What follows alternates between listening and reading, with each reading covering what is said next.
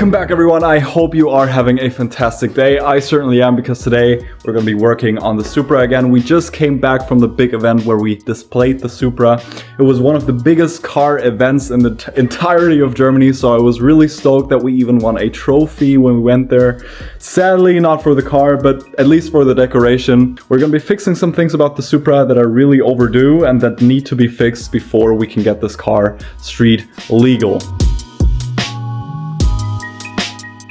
And that would include installing this mid-pipe that I have for the Supra. If you watched the last video, you remember that I've already installed the catback exhaust. But I said in the previous video that I still have the mid-pipe, which is catless without a silencer in it. So we're going to install that today. But before we do that, I want to sort out one small thing on a car that you haven't seen in quite a while on this channel.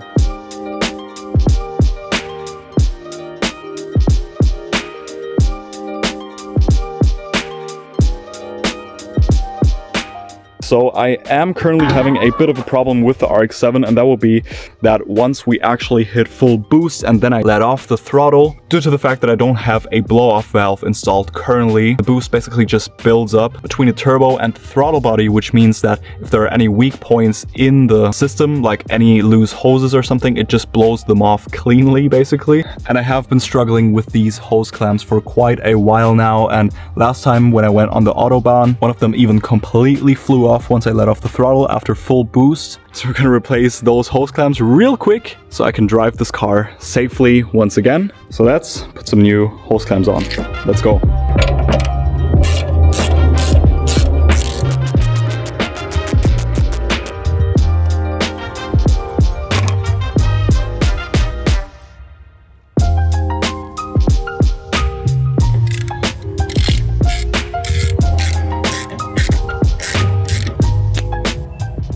Quick test drive, let's see if anything flies off. I think it should be okay now.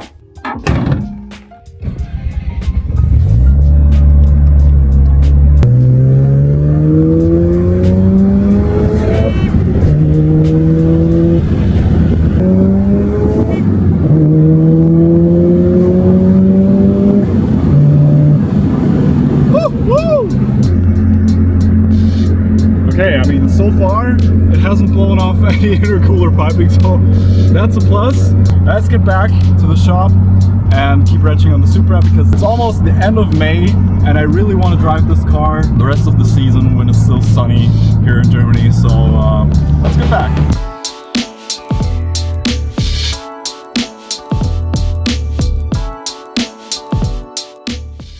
I'd say let's install the mid-pipe first and then move on to the rest.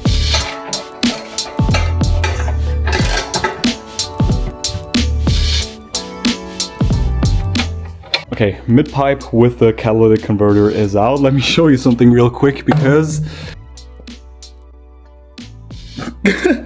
that is like all condensation from me just doing cold starts over and over just to maneuver the car around quite a bit of water. Let's see if the catalytic converter inside is still okay, because I was planning on selling it. And if we take a look inside here, I know it's pretty dark, kind of hard to see, but there are no chunks missing or anything like that, so I think we're good to go.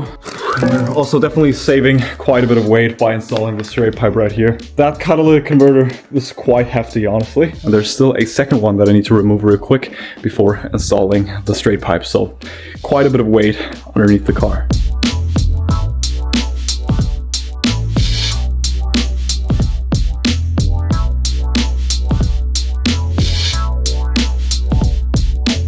Okay, I am officially done, because the mid-pipe / downpipe that I ordered is actually for a European or UK or US spec Supra. Now I knew this from the beginning, and I knew that I would have to do some adjustments and, well, some fabrication work to this downpipe to make it fit. So I initially thought that I could basically just drill out new holes to make it fit to the J-spec flange, which is just basically a little smaller than the US and UK spec turbo flange. However, I did not expect this angle to be totally different on the J-spec model, which now means that this entire pipe is basically completely useless for me, and I will need to source a new mid/down pipe for the Supra. So that's gonna take about a week to arrive here. But in the meantime, I still got one more thing that I really want to take care of on the Supra, actually multiple things, and that will be the taillights. Now, if you have watched the Supra series so far, you will probably remember that I've already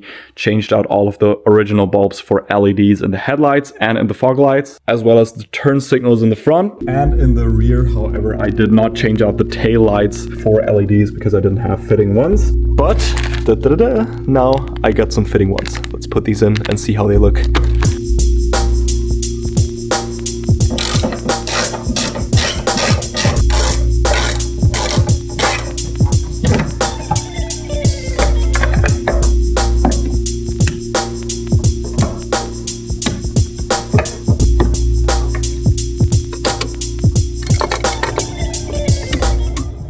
Alright, so that's our before and that's our after. They don't work at all. What the hell is happening?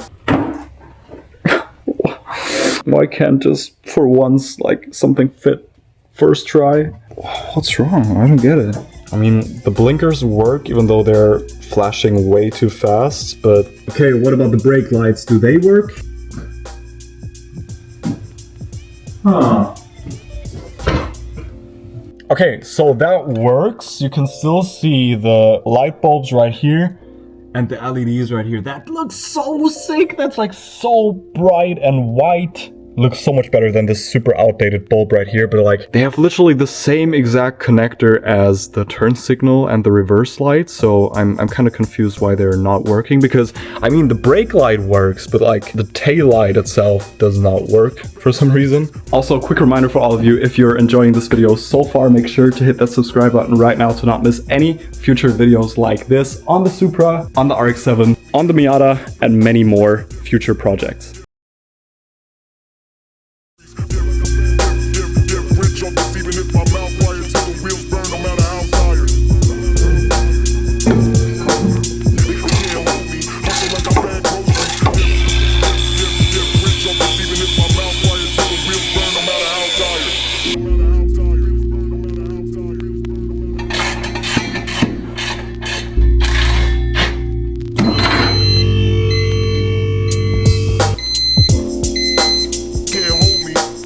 Let's listen to a quick before and after. Essentially, this is now a full straight pipe all the way from the turbo all the way to the back of the car. Now, there are some issues with the exhaust though, because the mid pipe doesn't fit my catback exhaust that I ordered very well. So as you can see right here, the exhaust is literally not even centered anymore in the hole. So I'm gonna have to do some modification to the exhaust, probably cut it off and then re-weld it back on. But for now, let's do a quick sound check. So this is what the Supra sounded before.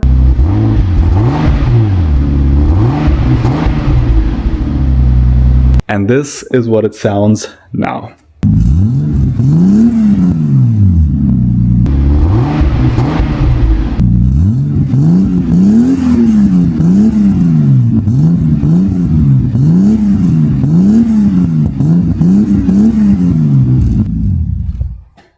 I think it's still kind of missing this typical 2JZ roar. I think that's simply because I'm still running the stock twin turbos. I think full sound would unleash once I actually swap the twins for a big single turbo, but sadly I live in Germany, so that's not really a possibility for me. Honestly, it's not like too loud. It's not super droney. It's not like overly loud, even though it's basically almost a straight pipe. So I really hope we can get it street legal that way. Obviously, you still need to weld in a new catalytic converter.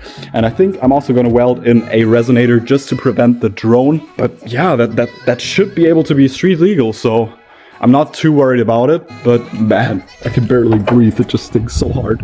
Before we move on, I want to give a quick shout out to today's video's sponsor, XTool. The D5S is here to save your day. No matter if you're in your garage, at the shop, or on a road trip, you can always run into issues with your car. And this is where the XTool D5S is indispensable. With its ultra small size, it is your ultimate new travel companion diagnostic tool.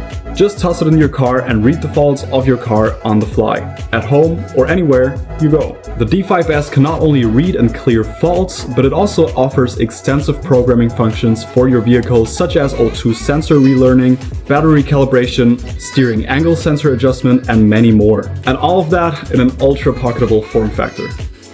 Get your D5S via the link in the description, and thank you for XTool for sponsoring this part of the video. Let's keep going. Back to the Supra, we still need to figure out something about this car, which would be the exhaust. You can see it's basically just hanging there, completely loose.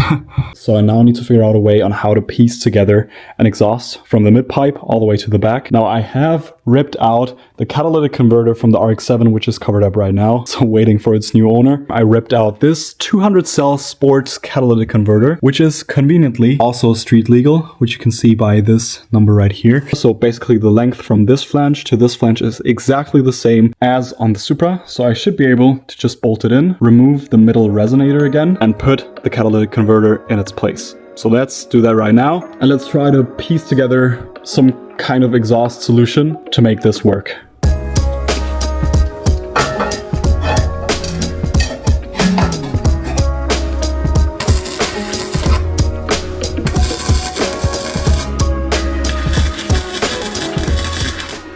I just made up my mind, and I think before getting the Supra street legal, I will actually swap out the exhaust for a proper one, because here in Germany, it's not as easy as just slapping an exhaust on your car, making sure that it's not too loud and you're good to go. It's actually much more complicated than that, because in Germany, every part that you install onto your car actually needs to have a number, which is really, really hard to see, but you can see it right there, this little E number. So it either needs to have that or, well, basically just a certificate for the car that basically tells the registration office, hey, look, this part is actually safe and street legal to use on this car. Now the issue with the exhaust that I bought is that, well, it does not have any of that, and me modifying it right now just doesn't make it any easier for me. Probably just gonna buy a used full exhaust on eBay somewhere. I thought I could actually get it street legal, and I mean, there would have been a possibility if I didn't have to completely cut it apart and weld it back up, but now that I had to completely cut it apart, basically, that really eliminates my chances on getting this exhaust street legal. So yeah, just gonna ditch it again, I guess. Let's weld it back up anyways, put it on the car for now, and see how it sounds with the catalytic converter installed onto the car.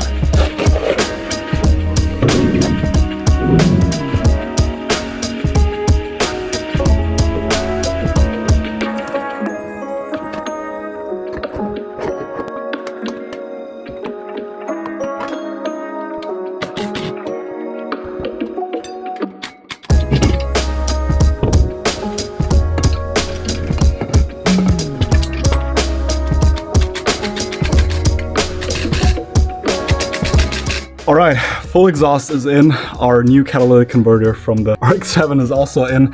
Cool thing is, it's literally plug and play because it has the exact same length as our little resonator right here. So I could just swap it out. Now, if we take a look at the back, we can also see that our exhaust is fully welded up. But most importantly, let's have a look how it sits in the back, because that was the entire reason why we did all of this. So let's have a look.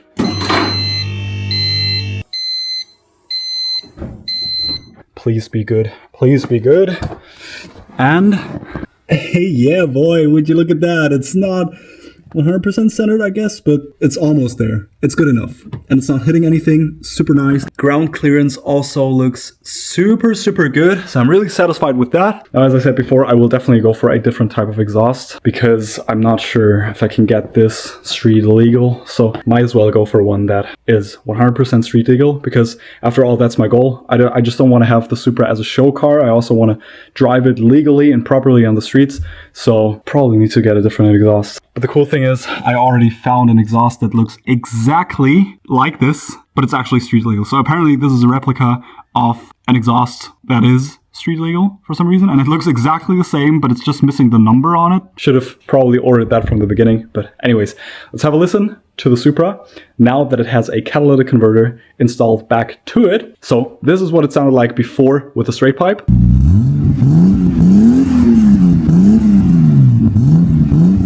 And this is what it sounds like with the catalytic converter welded in.